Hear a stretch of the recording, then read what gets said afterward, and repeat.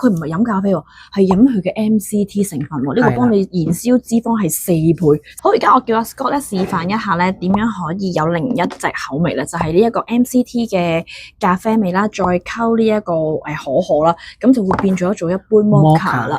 因為有好多人咧未必係中意飲咖啡嘅，佢唔係飲咖啡喎，係飲佢嘅 MCT 成分喎。呢個幫你燃燒脂肪係4倍，所以呢個係必須要入手嘅。我哋唔中意咖啡味咁重嘅朋友咧，呢個係2盒啦，呢個可可就2盒，2盒。OK， 1盒，呢個就2盒。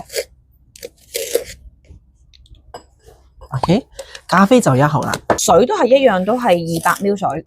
差唔300咧就會淡啲。淡啲。好，而家沖咗一杯自製嘅可可 Mocha 啦。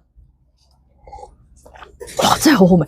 佢係保留咗 MCT 咖啡嗰種滑溜啦，跟住可可嗰種味道咧，亦都係夠晒濃，好正啊呢杯！好，另外咧 Scott 就教我哋有另一個食法啦。有時我哋咧會可能整啲湯圓啊，或者糖不甩咁啊，跟住我哋咪好中意咧喺糖不甩上面咧會灑啲糖啊，同埋係灑嗰啲叫花生，係糖同花生。其實嗰啲糖花生咧係致肥嘅元兇嚟㗎啦。藜麥呢一隻咧就可以做到呢一樣嘢啦。係粉咁。哇，好正啊！跟住滲咗落去之後咧，就可以咧，譬如我哋食湯圓啊，或者糖不甩啦，就可以咁樣用一個食法咯。